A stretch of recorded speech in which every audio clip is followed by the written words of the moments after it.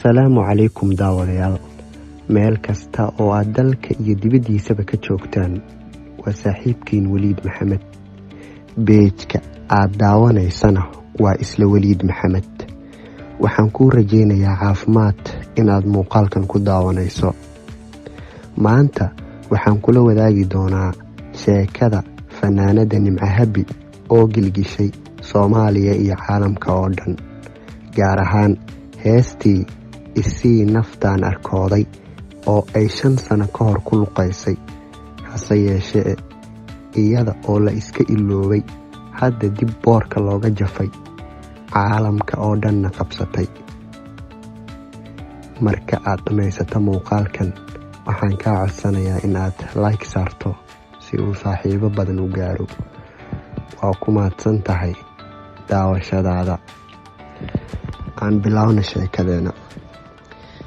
2017 ayay ahayd markii fanaanada Nimco Habi ay soo qaaday heesta Isii Naftaan Arkooday ka oo damaca eryaaya iyo erayo kale ay ka mid yihiin. Aad ayaa loo dhageystay. Muqdishona shacabka ku nool in badan ayay heestaas dhagahooda ku soo noqnoqotay. Mar qura ayaa heesta laga xiisa dhigay oo ay boorka gashay. wax yar uun ka hor, bartamihii bishii aanu soo dhaafnay Oktoobar, ayay heestan mar qura qaraxday, waxayna noqotay mid aad iyo aad loo xiiseeyo. barta TikTok oo ay isticmaalaan malaayiin qofood oo ku kala nool daafaha dunida oo dhan ayaa heestan iska soo duubay, iyaga oo isticmaalaya inta yar ee heestan ay ka tahay ogsoonow inaan ku jecelahay, oo ay dhowr luuqadood oo Ingiliish iyo Carabi ahba u qaadaysa fanaanada Nimco Habi, taas oo ay xiiso weyn ku abuurtay ajaanibta heestan iska soo duubay. 2,000 oo muuqaal ayaa laga sameeyey oo ay Soomaali iyo ajaanibba iska soo sameeyeen. aad ayay dadku iskula dhexmareen. 4 sano ka horna heestii la qaaday dib ayaa boorka looga jafay. Nimco Habi ayaa wixii markaas ka dambeeyay waxa ay samaysatay bar TikTok, taas oo ay soo raaceen 100,000 oo qofood saacado gudahood. waxaana warar soo baxay sheegayeen in shirkadda TikTok ay calaamada saxda ah siisay fanaanada. sidoo kale shirkado waaweyn oo adduunka ka dhisan, gaar ahaan shirkado ka dhisan dalalka Jarmalka iyo Ingiriiska, ayaa codsi u soo qoray fanaanada. waxa ayna ka codsadeen in heesaheeda loo diiwaan geliyo si ay uga hesho lacagaha ka soo xarooda daawadayaasha. Soomaaliya marka la fiiriyo, way ku yar yihiin fanaaniinta heesaha lacagaha ka sameeya. keliya fanka Soomaalida magac ayaa laga sameeyaa. shirkadahan ayaa waxay ka codsadeen fanaanada in ay heesaheeda u diiwaan geliyaan, wixii dakhliga ka soo baxana ay percentage ahaan u kala qaybsadaan.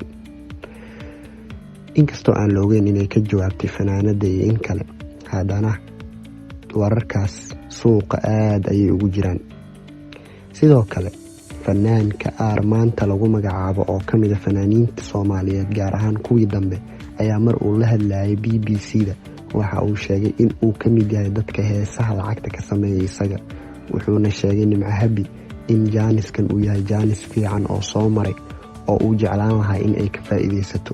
wuxuuna ugu baaqay in fanaanadaas ay fursadan soo martay ay ka faa'iidaysato. sidoo kale waxa uu sheegay in lacago badan laga sameyn karo heesaha. waxa uu yiri, marka TV-ga heesaha laga soo daayo, waxaad ku yeelanaysaa xuquuq badan. ninka heesaha sameeya iyo qofka qaada iyo shirkadaba lacag badan ayaa u soo xaroonaysa, ayuu yiri. si kastaba ha ahaatee, fanaanada Nimco Habi ayaa waxay helaysaa dalabaad badan oo kala duwan, waxayse ku xiran tahay fursadahan badan ee soo maraya fanaanada sida ay iyada uga faa'iidaysato. waxayna u muuqataa heestii ay 4 sano ka hor qaaday oo ay lafteeda ka quusatay in ay hadda magac badan ku helayso. warar kale ayaa waxa ay sheegayeen in fanaanada loo qaadi doono dalka Ingiriiska si ay fankeeda halkaas uga sii horumariso. inkasta oo aanan warkaas xaqiiqadiisa la ogeyn, haddana beejka Waliid Maxamed waxa uu isku dayay in uu hubiyo, hase yeeshee way noo suurtageli weysay inaan helno xogta saxda ah ee warkaas. isbuucii lasoo dhaafayna baraha bulshada ee Soomaalida iyo ajaanibta ku xiriirtana heestaas fanaanada Nimco Habi ayaana aad loogu hadalhayay. adigu ma ku jirtaa dadka iska soo duubay heesta fanaanada Nimco Habi? aragtidaada hoos noogu reeb. waad ku mahadsantahay daawashadaada. mar kale waxaan ku ogeysiinayaa inaad muuqaalka like saarto, noona share gareyso si uu saaxiibo badan u gaaro. haddii aad igu cusub tahayna beejkayga ku soo bir. waa Waliid Maxamed oo ku leh inta aan muuqaalkan kan xiga ku kulmi doono isma dhaafno.